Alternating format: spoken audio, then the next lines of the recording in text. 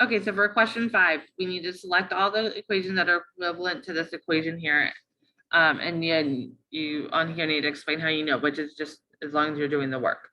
So for this, we're seeing that this is in standard form, but doesn't equal 0.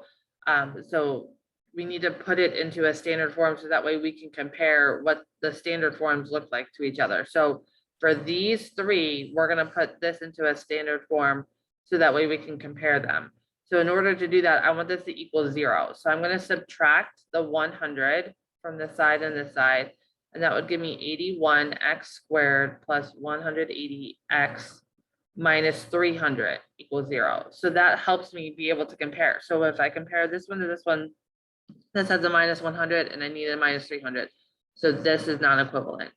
This one I need to put in that same format. So I need to subtract the 200 from both sides. And when I do that, 100 minus 200 is a negative 100. So that's not a negative 300. So it's not this. So then again, same thing with this. I need to make it in the same format so I can compare them. So I need to subtract the 400 here and subtract the 400 here. And when I do that, I do get a negative 300. So this is 81x squared plus 180x minus 300, which is the same thing as the original equation. So this is correct.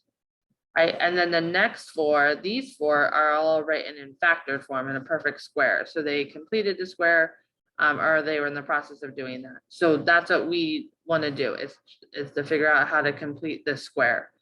So the first thing we want to do is recognize that there's an a value here. So we can't do it the easy way. So we're going to divide b divided by 2 because we already have it set equal to 0.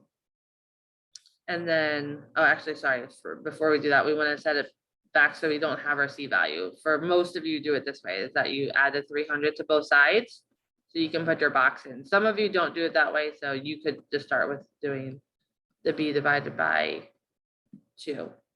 So I'm going to have my box here, and now I have 300 on this side plus my box. All right, so now I have to figure out what goes in my box. So that's what I'm going to divide this by 2 and get 90. Now 90 is not the term that you're going to do, and this is what a lot of you are going to do is do that. That is 100% wrong. And that is because we need to also take the square root of 81. And when I take the square root of 81, I get 9. This should be 90.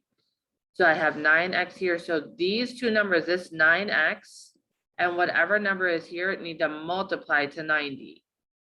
So 9 times what would give me 90? We should say 10. So this is 9x plus 10 squared equals, and now I need to figure out if I do 10 squared, I'm going to add 100 to this box and 100 to this box. So this is now my answer to this, and now I need to simplify this by combining like terms. 300 and 100 is 400. So the right answer over here of the perfect square is that it should equal 400. So those are my 2 answers. All these are the ones that can't equal 9x plus 10 and equal 400. And then we wouldn't have, if we had 9x minus 10, these 2 here, then that's different than the original. So as soon as we see that these are minus 10 and we know that we have to have a plus 10 here, so that way we can get that plus 180 from this original part up here, then we know we can't have a minus 10. If this was a minus 180, then we would have to have those minus 10s. But since it's not, we know it's only C and D.